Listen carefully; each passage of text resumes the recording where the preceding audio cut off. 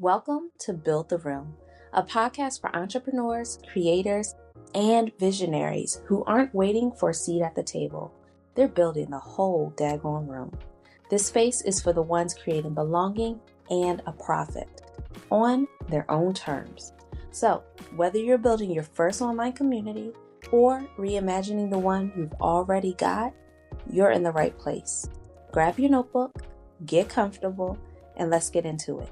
I'm your host, Nella, and this is Build the Room. Hey, y'all. Welcome back to Build the Room, the podcast where creators and community builders who aren't just chasing clout, they're here to build something that truly lasts. So if you're new here, I'm Nella, and this is where we talk about what it really takes to build a community that feels good and that pays well. This is only episode 2, and thank you for being here from the start.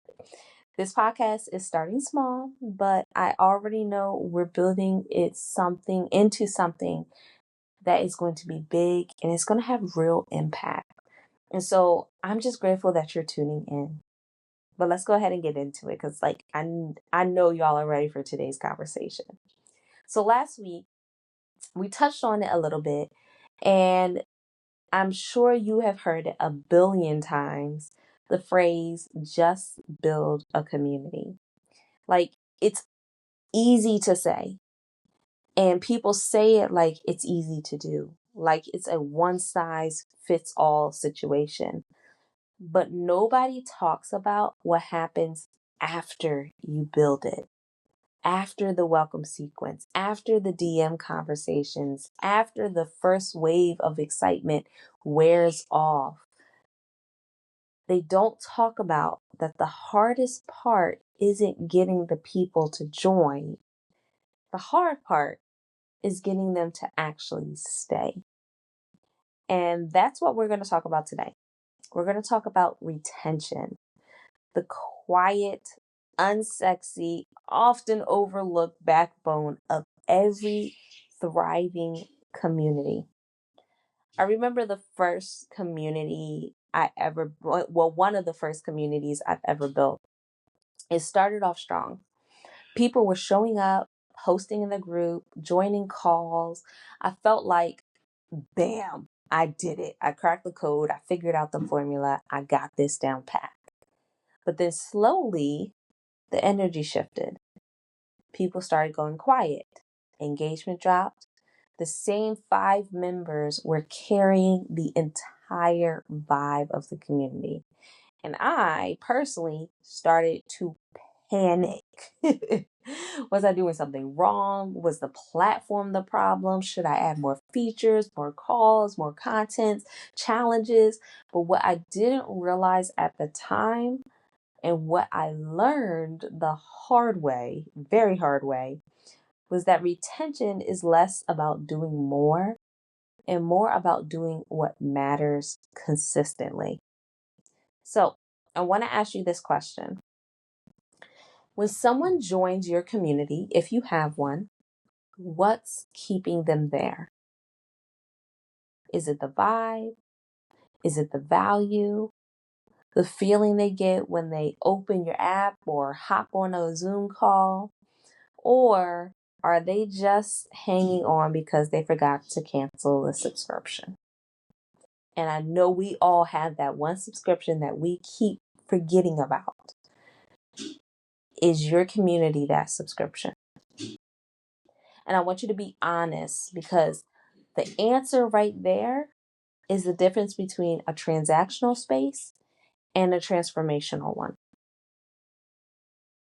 And this is something that most people will not say out loud. Retention is the real revenue strategy, not the launch. It's not the flashy promo, not even the number of followers or email subscribers that you have. It's how long people stay once they enter your world. You don't need 10,000 members. You don't need 50 gabillion. You just need 100 members who stay, who feel seen, and they renew. That's where the sustainable income lives. That's where the impact lives. That's where the transformation lives. I once worked with a client who had over 400 people in her paid community, right? And you're probably thinking to yourself, Nella, that's amazing. I wish I could get past these 10. But the churn rate of her community was 62%, which means over half of her members were leaving within 30 days. And the funny part is, it wasn't because the content was bad, it wasn't because her offer was unclear, it was because she never built a journey. There was no onboarding, there was no rituals, no consistent rhythm that kept people coming back.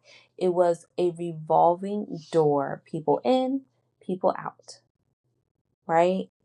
There was no stickiness, there was nothing to keep them there was no soul to the community. It was just a space. So I want us to talk about what does make people stay. And I'm not here to give you like a full framework today, but I want to give you some clarity. Because if you can get this part right, everything else about building an online community will feel easier. And I want you to understand that retention comes down to three things. It comes down to connection. People need to feel like they belong, not just that they're here or that they're a part of something, but that they're actually seen in that something. Okay? Are you shouting into a void, hoping somebody responds back to you? Or are you creating something that is a two-way conversation? This isn't a one-way street. This isn't a monologue. We're supposed to be having dialogue. Are you creating that space? Number two is rhythm. Communities thrive on consistency, not chaos, not overwhelm, not spitiness, not, oh, I forgot to post for 2 weeks and now I feel bad. Hopefully they'll accept me back. Baby, come back. All that kind of stuff, right? So I want you to ask, what is your community's heartbeat? Is it a Monday call? Is it a weekly email? Is it a Friday check-in? I want you to decide what the heartbeat is going to be, set it, and stick to it. All right? And then number three, people stay where they feel like they're growing. So progress. All right? It doesn't have to be this huge, grandiose transformation, but it should be something that they can track, that they can see, hey, I joined this community and I was here and now I'm here. They can look back after a month and say, man, I'm further along than when I started or than when I was doing this by myself. That's what progress looks like. If your community went quiet today, would your members feel like they lost something valuable? Or would they quietly move on and not even notice? That's what I want you to think about. Because retention is the difference between a brand that fizzles out and a brand that people feel like their life evolves around it. So before we wrap up, I want to challenge you with something very, very simple.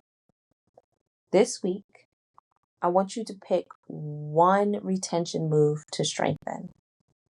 And that could be recording a welcome call or a welcome video for new members.